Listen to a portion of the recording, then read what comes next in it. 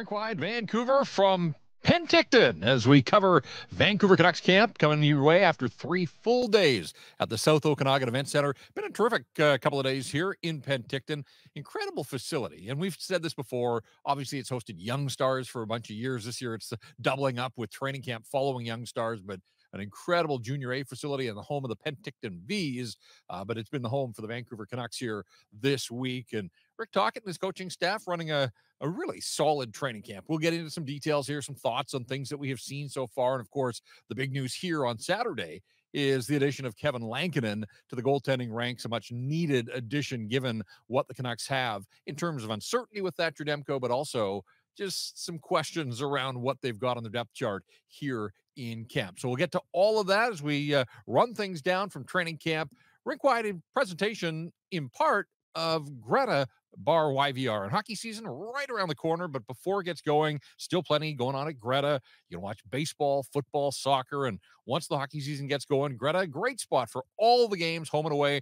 We're going to have Canucks Army and Rink Wide viewing parties there throughout the season. We'll have some details on that coming up. Minutes from the arena. You stop by before or after the game or any event. Check out the great street food. They got games in the arcade, weekly drink specials as well. Greta Bar is the place to be, 50 West Cordova. Greta Bar. Let the games begin. All right. When I talked about training camp, again, lots to get to, some general overview and some thoughts. As we work our way to the start of the preseason, which is coming quickly now on Tuesday at Rogers Arena back in Vancouver.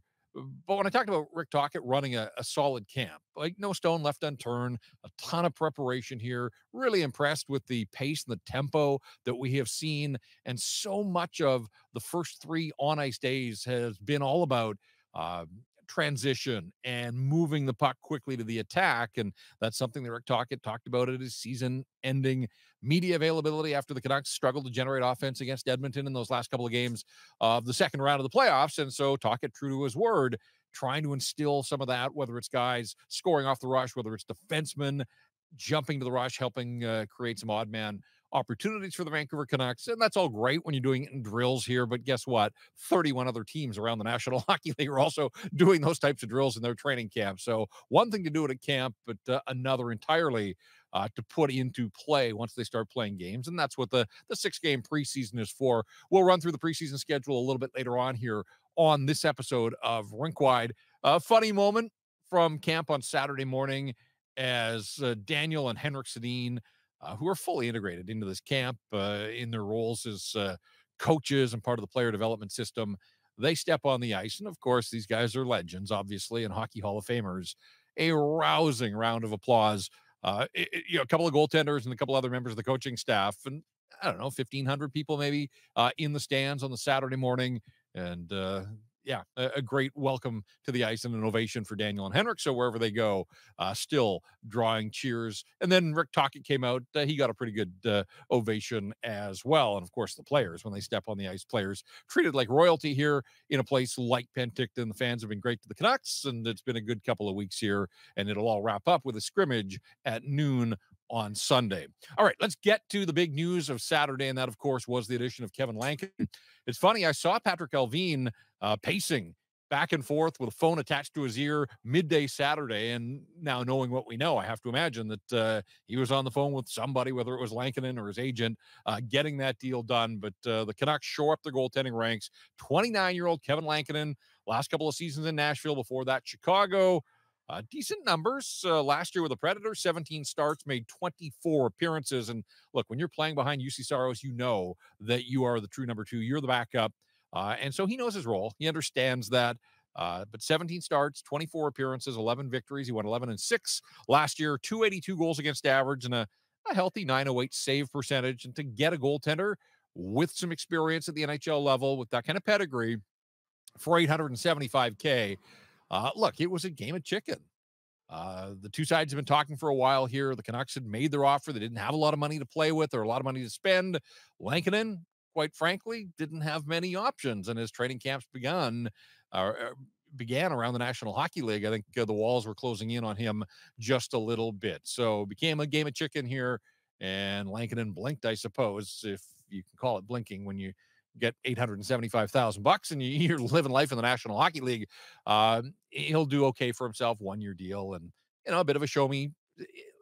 It kind of, look, goaltending is always a numbers game, and just didn't the market didn't develop the way that I'm sure he had hoped over the offseason here. So sort of left on the outside as teams shored up their net mining situations. Lankinen available, and the Canucks, they really did need help. We heard from Thatcher Demko as camp began on Thursday, spoke to the media for a dozen minutes or so, shed some light on the situation. Again, left some uncertainty about the actual nature of the injury, but we do know that it's a muscle and that he's working his way back. He's been on the ice every morning here before the full groups, and I think there's been some progression, but training camp is just about over. Preseason starts on Tuesday. He's certainly not going to be around for preseason action, and if he can't get into the preseason, then I think you can deduce that Demko's not going to be available to start the regular season. As far as when he might be ready, it's a work in progress. And I honestly believe, I don't think he knows. I don't think the organization knows at this point. So again, there's uncertainty there that the Canucks had to address. They could not move forward. Yeah, they've got Artie Silovs, and look, he did a nice job for them in the playoffs, has done a nice job in the limited regular season games. We know what he did at the World Championship a few years ago for Latvia, the national hero, but he's still a young goaltender, just 23 years of age, doesn't have much of a body of work at the NHL level. He's been fine at training camp. And Tocchet has mentioned a few times, like 3 days of drills, and that's really what it's been. There's been no scrimmage so far, no game action. A lot of rushes, a lot of 3-on-1s. Those are tough drills for any goaltender. I don't care if you're Henrik Lundqvist or Dominic Hasek or whoever, or Thatcher Demko. It's tough to look good when you're facing NHL shooters on 3-on-1s or 3-on-0s. And so really it's difficult to evaluate. But at the end of the day, these are professional goaltenders, and you do want some saves. And saves have been in short supply beyond Artur Silovs, Yuri Patera, who doesn't have much of a body of work in the National Hockey League. Quite frankly, here at camp, he hasn't looked great. Dylan Ferguson on a PTO, 3 games of NHL experience. He has not looked great, to the point that he got demoted from one of the main groups to Group C, which is essentially the AHL group. It's going to be a long shot for a guy like Dylan Ferguson to continue to make headway here. We'll see what happens. Again, a ton of games for the Canucks coming up here in the preseason, and Lankinen is not going to arrive in Vancouver until Monday. So he's not going to be here in Penticton. Bypass Penticton altogether. He's back in Finland, so he's got to pick up and travel, and there's going to be some jet lag. The Canucks open with games Tuesday and Wednesday. I'd be really surprised if there was enough of a turnaround there for Lankinen to get into the early game action in the preseason. He'll probably need a couple of skates and practices with the non-playing groups on those first few days, and then go from there. So later in the week, later in the preseason, probably the first time that we'll see Kevin Lankinen in a Vancouver Canuck uniform and getting into his first game action with his new club. But it solidifies the position. Look, they came in training camp. I pointed this out on X last week that without Demko, the Canucks had 20 games of NHL experience here at camp. Well, they have added to that considerably with a guy like Kevin Lankinen, who has played. And again, I think the Canucks are excited to have him, that he came on their terms. And so now they have a guy that, when Demko's healthy, you have to think that Demko is your lead horse. Lankinen will be the backup.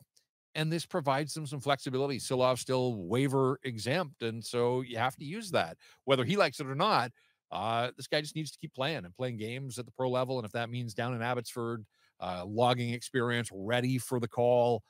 But it looks like Artur Silovs is certainly going to start the season, and he may start the season as the go-to guy for the Vancouver Canucks. So a little bit of a shakeup in the goaltending situation, but I think much needed shakeup and good news, really. I'm sure it's good news for Lankinen to have an NHL job, and for the Vancouver Canucks to know that at least they've got a guy that's played the position at this level. Canucks are hoping for a big season. The Vancouver Canadians coming off a big season, and the Seas want to thank fans for another great season out of the Nat all summer long. Hey, if you're looking to guarantee your seat for the action in 2025, please visit CanadiansBaseball.com or give them a shout, 604-872-5232. Got to the Northwest League Championship Series, fell short against Spokane, but a great season for the Vancouver Canadians. So hats off to the Seas and everybody that put in the work behind the scenes out of the Nat this year. All right, lots of hard work going on here in Penticton. When we look at some of the individuals that certainly I've noticed that the coach has singled out and name checked as well. Again, I'm a big believer that training camp drills make it difficult for evaluation. Like everybody gets hyped up. I know we've all come through an off season waiting for hockey to get here again, and we're all geeked out about training camp. But the first 3 days here, without scrimmage, without game situations, these really are drills. This is teaching. This is about systems and structure and those types of things. So I do find this is an evaluation period a little bit overrated, but Sunday scrimmage should give us a better sense of who's going to step up here and really make the most of the opportunities. But in saying that, um, Nils Höglander's had a terrific camp. Credit to him. This is a guy that scored 24 last year, all at even strength. And then the playoffs came along, and he just didn't look ready for prime time to the point that he was a healthy scratch twice in that series against the Edmonton Oilers. And again, this is a guy that scored 24 goals in the regular season, but things get tougher. Goals are certainly harder to come by in the playoffs, and Höglander was disappointing. Let's be honest here. But his first look at the playoffs, steep learning curve. I had a good chat with him on Saturday. I'm going to have a piece at Canucks Army. He says that he's never felt better coming into a camp. It's hard to believe this is Nils Höglander's fifth training camp with the Vancouver Canucks. The guy's still only 23 years old. Like, he's played 222 games in the National Hockey League already. He's a veteran. It goes by quickly. They grow up so fast. But Nils Höglander said he's never felt better coming to a camp, and the proof's in the pudding here. One of the leaders in the fitness and skating tests early on. Rick Tocchet has mentioned him a couple of times, and Tocchet had some interesting quotes about sort of the relationship that has always been a work in progress, but his expectations for Nils Höglander. So check that out at Canucks Army. That'll be a feature coming up on Sunday. Höglander on a line with Connor Garland on the other wing, and Aatu Räty getting to center those two. So Räty getting a good spot here to work with a couple of NHL veterans, a couple of buzzsaws in Höglander and Garland. And Aatu Räty, I think, has acquitted himself reasonably well. And Rick Tocchet talked about the fact that he wants to see guys like Räty, and he wants to see Baines, and even Jonathan Lekkerimäki wants to see him, in preseason action. So I think, those guys are going to stick around probably well into the second week of training camp here, or the preseason for the Vancouver Canucks, and it'll be a good opportunity to see them play NHL preseason games. Remember the way the preseason started last year, or people scrubbed that entirely from their memory banks? 6-0, they wish. 10-0. It was 6-0 at one point. That 10-0 loss in Calgary to open things up. Now, they open the preseason at home. Generally, in exhibition action, the home team dresses a better lineup, a more NHL veteran heavy lineup. So I would imagine that the Canucks will fare a little bit better when they open the preseason on Tuesday at home against the Seattle Kraken. Speaking of buzzsaws and guys that are trying to stand out here, Daniel Sprong is another guy. Interesting signing, 3 weeks into free agency, under $1 million, another 1-year contract for him. That's kind of been his lot in life. And I know these are all sort of shameless plugs, but that's what we're doing here at camp is trying to provide the best coverage and content possible. I had a fascinating chat with Daniel Sprong on Friday, after the sessions on Friday, about this reputation that dogs this guy wherever he goes. This is his 6th NHL franchise, and it just seems like everywhere he's played, one-trick pony. Guy can score and score a bunch, but can't defend or doesn't apply himself at the defensive end of the ice. He bristled at that and pushed back, and very articulate, astute guy. We had a really good chat in the rink, and he just doesn't buy it. He says he was saddled with that reputation early in his career in Pittsburgh, broke into the NHL as a teenager with the Penguins, who drafted him in the second round. And guess who was an assistant coach back then? Rick Tocchet. So Tock and Sprong have a bit of a history. I've kind of come full circle here. And it was interesting to get Rick Tocchet's perspective on what he's seen from Sprong so far here in camp, but also Sprong and what he's thinking. Dude can shoot the puck. And as I wrote, everybody can shoot the puck at the NHL level, but not all shots are equal. There is something a little bit different about Daniel Sprong's shot. Just the way it looks, the way it comes off his stick, and it finds the back of the net more than other guys. So, really interested to sort of see where it goes from here for Daniel Sprong, who he's ultimately going to get a chance to play with. Where is he going to slot in? Is he going to get an opportunity a little bit higher in the lineup? Because so far, Um, he hasn't been playing with a guy like Elias Pettersson or JT Miller, but look, there are open additions here on the wing with both of those centermen, and ultimately we'll see how it all plays out for a guy like, I mean, that's what the preseason's for ultimately. And we won't have to wait long now to figure out what that's going to mean. In terms of what we might see in the preseason, Canucks are tipping their hand as an organization. I know they were pumping out the fact that Petey and Quinn Hughes are going to be in the lineup out in Abbotsford for the game against Calgary on Wednesday. I would assume then that if Elias Pettersson's playing that game, that Jake DeBrusk is going to play that game as well, because those two have been locked at the hip from day one of camp. And DeBrusk has come as advertised, score a couple of nice goals through some of these rushes here. And we had a chance to talk to Petey. Says the the knee, the tendonitis is still in there a little bit, but it's not bothering him so far. So he's looked fine in camp. I don't know that I'd put him at the very top of the list of guys that have jumped out at me, but at the same time, I'm not sure I've watched him with a critical eye that I have guys like Sprong and Hoglander and some of the others that new faces that are here in camp. So Elias Pettersson's been fine. There's two Elias Petterssons, obviously. Actually, there's not. The veteran Petey is Elias. The defenseman is Elias Pettersson. Like, that is the differentiator. I don't know that the E Pettersson on the back of the defenseman's jersey does a whole lot to help people. They don't wear the same number, so I'm not sure why one has the E. But whatever, the younger Pettersson, the defenseman, he's looked good too.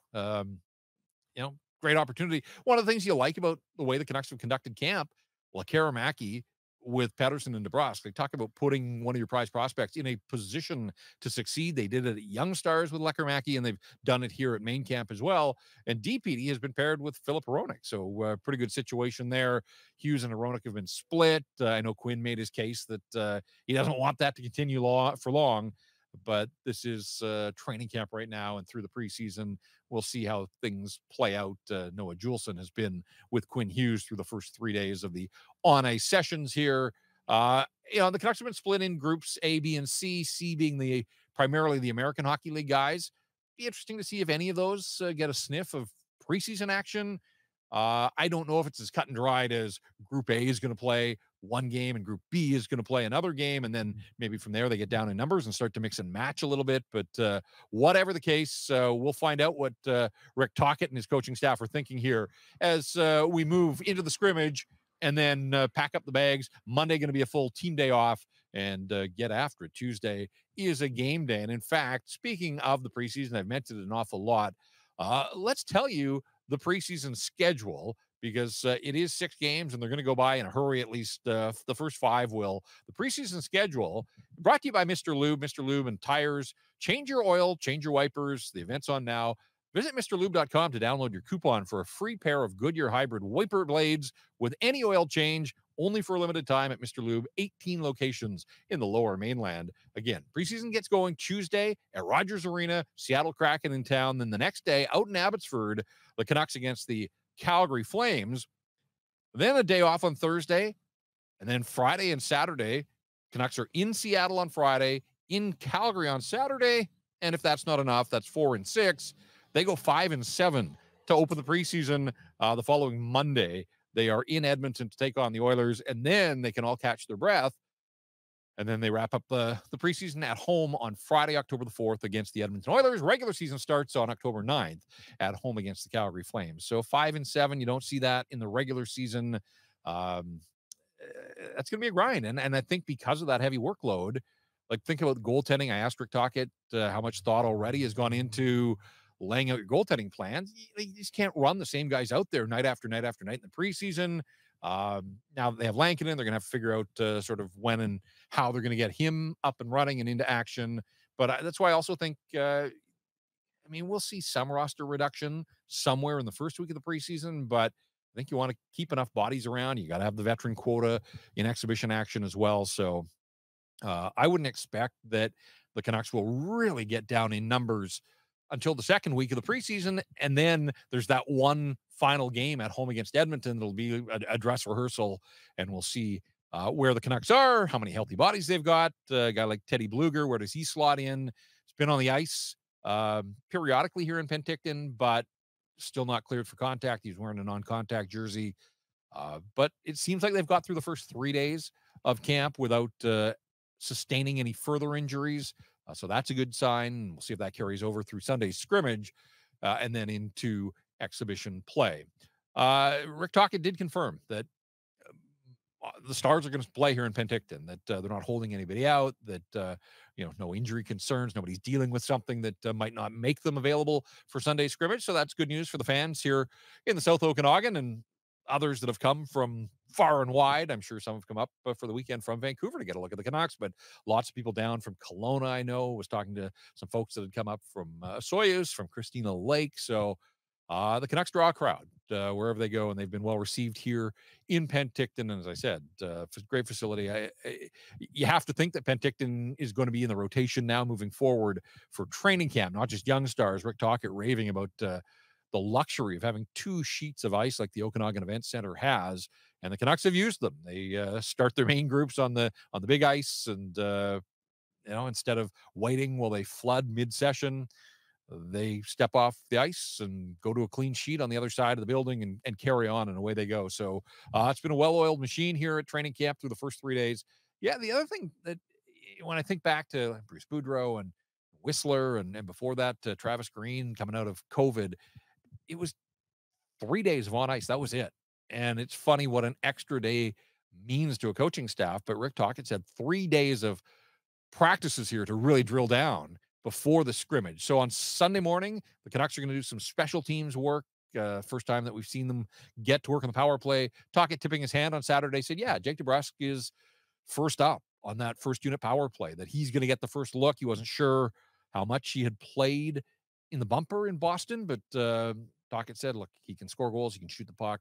I think they're going to experiment there. But Tocchet's got options on the second unit now. When you think, like, the last couple of years, the second unit, Ilya Mikheyev, Teddy Bluger, because he was a center, Pius Suter, they have added to their ranks now, and they've got options. Hoaglander's a 24-goal scorer, all at even strength, but guy knows how to put the puck in the net. Sprong, we talked about him. Connor Garland, you got Phil Hronek. Kiefer Sherwood, I think, has more offensive upside maybe than he has shown to this point in the National Hockey League. Net front, Dakota Joshua, if and when he's ready, and fingers crossed for him, and best wishes for full recovery. He's been here in Penticton in and around the team, but obviously dealing with all that he's dealt with here of late. Nothing but the best for Dakota Joshua. The Canucks are going to miss his size and his presence out there, but they're really looking forward to seeing what a guy like Kiefer Sherwood can bring to the mix for the Vancouver Canucks once they get up and running. We haven't really seen him. He's not going to do what he does in the regular season here in camp against his new teammates. And a guy like Sammy Blais, hasn't looked out of place. Again, these are drills. He's confident. He believes that he's an NHLer and that there's work for him. Is it going to happen here in Vancouver on a PTO? You're auditioning for the Canucks, but also all the other teams around the National Hockey League. So it'd be interesting to see where things go for Sammy Blais. But another guy who I don't think can really prove his worth in camp drills. It's more about getting out there and trying to be a bit of a wrecking ball and, take the body against teams in other uniforms and other organizations. So that, let's see what the scrimmage brings on Sunday and then on to the preseason. But best news is that hockey season is here again. And you know what that means at Rink Wide? We are warming up. We're stretching. Irf's not here in Penticton, but he's going to be by my side for most of the games throughout the regular season. And let's hope there's some playoff games to work as well. Back with a full slate of post-game pods moments after the final buzzer. We will hit the, I was going to say the airways, will be online with Rink Wide Vancouver. And I just can't wait to get going, breaking it all down, taking your input in our feedback channels, your thoughts on games as they unfold here. And it all starts for real on October the 9th. But we're going to do, I think, a couple of preseason games as well. We haven't nailed it down yet, but make sure that you follow us on all our social channels. Make sure that you subscribe to our YouTube channel because you don't want to miss any of the content that we put out here on Rink Wide. I'm telling you, you don't want to miss any of it. I've had an opportunity to run into a bunch of people here in the stands that told us how much they enjoy the post-game pods, and they're looking forward to another season as well. So, yes, Rink Wide coming back, getting ready to start things up when the Vancouver Canucks do here in a couple of weeks' time. Hey, before we run on this training camp episode, want to mention that The NHL futures are out at Bet365, and only 7 teams in the NHL with better odds to win the cup, according to Bet365. They've got the futures listed. You can check them out. Edmonton, the favorite to win the cup. Yeah, I know. We'll see how that goes. Followed by New Jersey, Dallas, and Florida. Panthers to repeat. See about that. Then you get Colorado, Carolina, and the New York Rangers. Those are the only teams with better odds to win the cup to start the season right now than the Vancouver Canucks, who are at 15-1. They're tied there with the Toronto Maple Leafs. Open an account with Bet365 today. Bet on a huge range of markets, whatever the sport, whatever the moment. Never ordinary at Bet365. Use the code VANBONUS. Yes, it is scrimmage Sunday here in Penticton as the Vancouver Canucks basically put Group A against Group B. I think they're probably going to have to sprinkle in a few of the Group C guys to round out the rosters there. We don't know how they're going to shake things down with the goaltending. I would assume that Silovs and Patera and Tolopilo will all see action. Beyond that, Ty Young, the 20-year-old from Prince George, or at least the Cougars, although it sounds like he's going to have a new home, whether it's turning pro or somewhere else in the Western Hockey League this year. He got promoted, and Dylan Ferguson got demoted here on Saturday at camp. So if they go with 4 goaltenders, kind of curious to see who that 4th netminder will be for the Vancouver Canucks. But that's going to do it here for our overview of what we have seen so far through the first 3 days of training camp 2024. Again, make sure you're with us starting on opening night for a new season of Rink Wide Vancouver. Really looking forward to seeing what the Vancouver Canucks have in store in 2024-25. Can they pick up where they left off, getting to the second round of the playoffs? They think they're a better team. It's fine to say that. Everybody feels that they're a better team coming out of the offseason, but, pucks are going to start flying for real here, and we'll start to get some answers in and around this Vancouver Canucks hockey club. But that is going to do it from our temporary home in the South Okanagan, our Canucks content compound, if you will. Been sharing a place with the guys from Canucks Convo and Canucks Army. Jacob Lazar behind the scenes, putting together some great work and helping us out. We appreciate all of that. I do look forward to having my wingman, Irf, and some other co-hosts as we go through this season, but that is going to do it for now here from Penticton. Thanks so much for checking out this training camp episode of Rink Wide Vancouver. My name's Jeff Patterson. Enjoy the games, and we'll talk to you soon.